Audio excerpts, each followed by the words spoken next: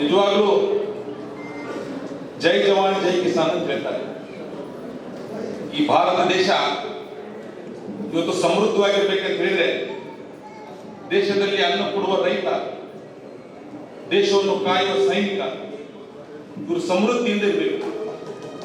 ಇವರು ಇವತ್ತು ಸೈನಿಕರು ತಮ್ಮ ಮನೆ ಮಠ ಕುಟುಂಬವನ್ನು ಬಿಟ್ಟು ಭಾರತ ದೇಶದ ಗಡಿಯಲ್ಲಿದ್ದು ನಮ್ಮ ದೇಶವನ್ನು ರಕ್ಷಣೆ ಮಾಡ್ತಾರೆ.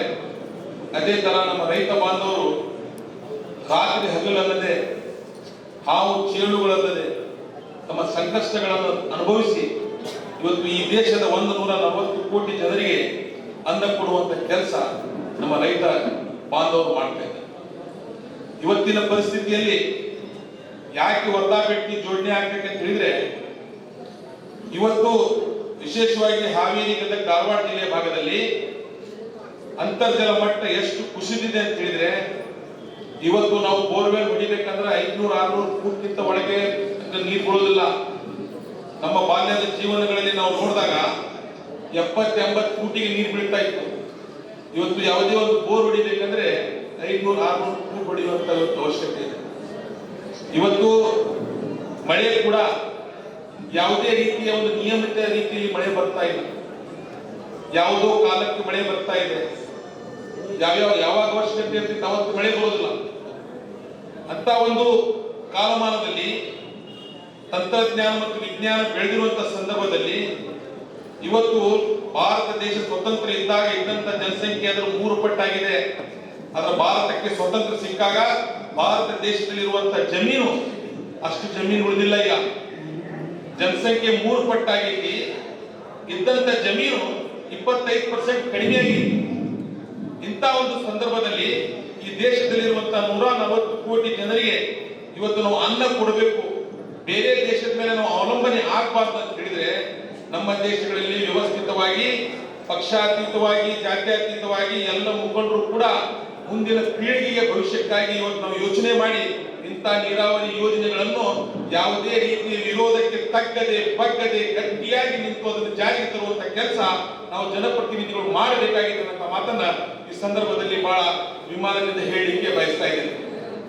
ಯಾಕಂತ ಹೇಳಿದ್ರೆ, ನಾನು ಶಾಸಕ ಆಗಿದ್ದ 1ನೇ ಸಭೆಯಲ್ಲಿ ನಾವು ಮಾತಾಡಿದಾಗ ನಾನು ಕೂಡ ಒಬ್ಬ ರೈತ ಸಂಘದ ಹೋರಾಟದ ಹಿನ್ನೆಲೆಯನ್ನು ಬಂದವ. ನಾನು ಕರ್ನಾಟಕ ರಾಜ್ಯ ರೈತ ಸಂಘ ಮತ್ತು ಹಸಿರು ಸೇನೆಯ ರಾಜ್ಯ ಪ್ರಧಾನ ಕಾರ್ಯದರ್ಶಿಯಾಗಿ ನಾನು ಕೆಲಸ ಮಾಡಿದ್ದೇನೆ.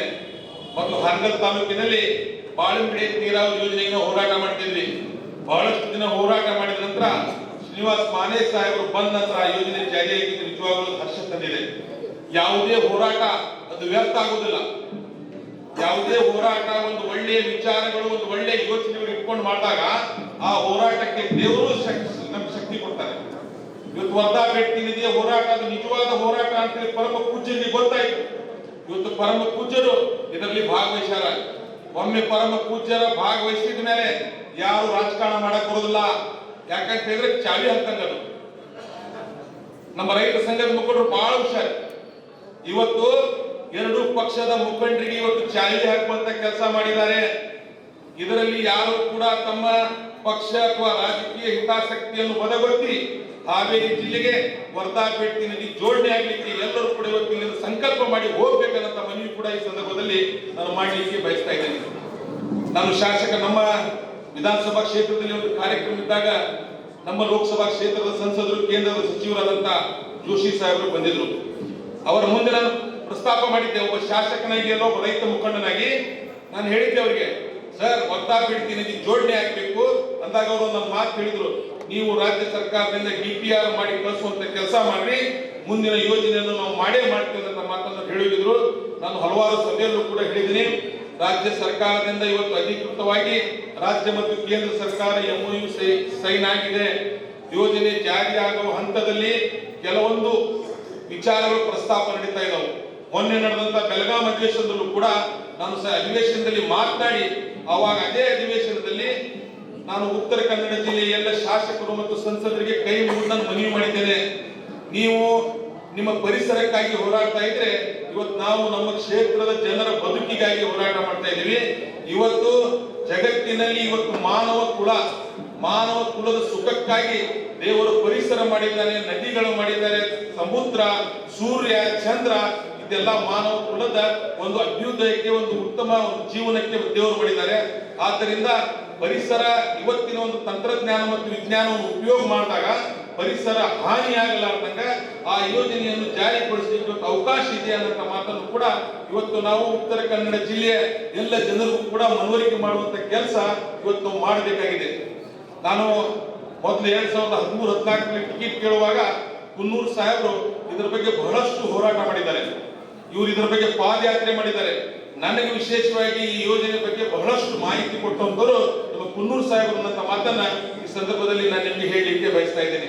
ಆದ್ದರಿಂದ ಈ ಯೋಜನೆ ಇವತ್ತೇನಾದ್ರೂ ಜಾರಿ ಆಗದೇ ಇದ್ದ ಪಕ್ಷದಲ್ಲಿ ಮುಂದಿನ ಅನಾಹುತವನ್ನು ತಾವು ಯೋಚನೆ ಮಾಡಿದಾಗ ಈ ಭಾಗದಲ್ಲಿ 1000 ಫೂಟ್ ಹೋದ್ರೂ ನಾವು ಬೋರ್ ತೆಗೆದು ಕಷ್ಟ ಆಗ್ತೈತಿ.